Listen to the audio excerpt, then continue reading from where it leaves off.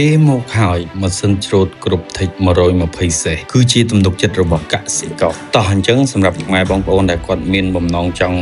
បានម៉ាស៊ីនច្រូតយកទៅប្រើប្រាស់គាត់អាចពិចារណាម្ដងទៀតថាតើពុកម៉ែបងប្អូនសម្រាប់ចិត្តទិញផលិតផលដែលមានតម្លៃខ្ពស់ហើយយកមកស៊ីឈ្នួលបានតម្លៃប្រហែលគ្នាអញ្ចឹងម៉ែបងប្អូនគួរតែគិតម្ដងទៀតចំពោះម៉ាស៊ីនច្រូតស្រូវគ្រប់ថិច120សេសមានតម្លៃត្រឹមតែ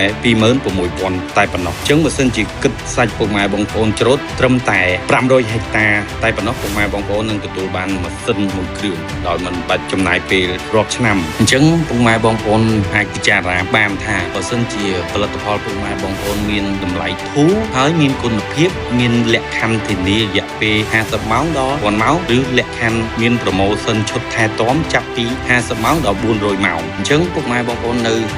នៅចាំដល់ពេលណាទៀតគឺឥឡូវនេះគឺម៉ាស៊ីនច្រូតគ្រប់ថិចរបស់យើងបាននាំចូលមកដល់ប្រទេសកម្ពុជាជាផ្លូវការហើយពុកម៉ែបងប្អូនអាចមើលពីការប្រើប្រាស់បានម៉ាស៊ីនថាតើវាមានគុណសម្បត្តិបែបណាខ្លះទី1ល្បឿននៃការរត់គឺមានភាពលឿនរហ័សមកកាត់ទំហំ3ម៉ែត្រម៉ាស៊ីនកម្លាំងសេស120សេសពុកម៉ែបងប្អូនអាចមើលបានថាតើ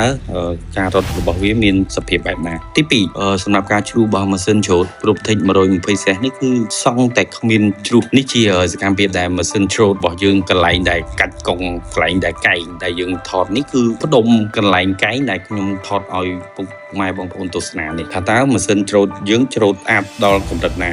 មួយទៀតពុកម៉ែបងប្អូនឥឡូវនេះគឺដោយសារបញ្ហាសេដ្ឋកិច្ចសកលលោកផលប៉ះពាល់នៃតម្លៃស្រូវឲ្យតែដល់រដូវច្រូតគឺដឹងតែ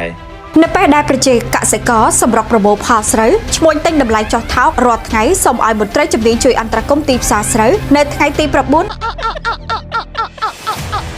ម៉ែបងប្អូនដឹងហើយថាវាមានតម្លៃខ្ពស់បែបណាបានជាខាងក្រុមហ៊ុនគ្រប់ថិចយើងមើលឃើញផលពិបាកទៅដល់កសិករឬក៏ម្ចាស់ម៉ាស៊ីនដែលគាត់យកទៅប្រើប្រាស់គឺសឹងតែមិនផ្ដល់ផលចំណេញដល់ពុកម៉ែបងប្អូនឡើយបើសិនជាករណីពុកម៉ែបងប្អូនទិញតម្លៃម៉ាស៊ីនខ្ពស់ពេកគឺវានឹងផ្ដល់ផលប៉ះពាល់ខ្លាំងគឺពុកម៉ែបងប្អូននឹងពិបាករោគនឹងជំពាក់ធនីគារកាន់តែច្រើនបាទអញ្ចឹងជាចុងក្រោយខ្ញុំអត់មានអីច្រើនជាងហ្នឹងគាត់ថាពុកម៉ែបងប្អូនគួរតែសម្រេចចិត្តទៅថាម៉ាស៊ីនច្រូតពុកម៉ែបងប្អូនគួរតែសម្រេចចិត្តថាផលិតផលមួយណាដែលពុកម៉ែបងប្អូនគួរតែប្រើទី2តម្លៃពុកម៉ែបងប្អូនអាចពិចារណាបានថាតម្លៃត្រឹមតែ 26000 ពុកម៉ែបងប្អូនគួរតែហើយពិចារណាបានមែនទែនថាម៉ាស៊ីនរបស់ក្រុមហ៊ុនមិនមែនគេផលិតមកត្រឹមតែ1ថ្ងៃ2ថ្ងៃឬ1ខែ2ខែឡើយរោងចក្រមួយពុកម៉ែបងប្អូនត្រូវចាំថាគេមុននឹងនាំផលិតផលអ្វីមួយគឺធ្វើការជាក់ស្ដែងរួចហើយថាវាមានគុណភាពបែបណាធ្វើចេញជាម៉ាស៊ីនច្រូតឲ្យពុកម៉ែបងប្អូនប្រើក្នុងតម្លៃទាបហើយយកទៅប្រើប្រាស់ទទួលបានលទ្ធផលចំណេញច្រើន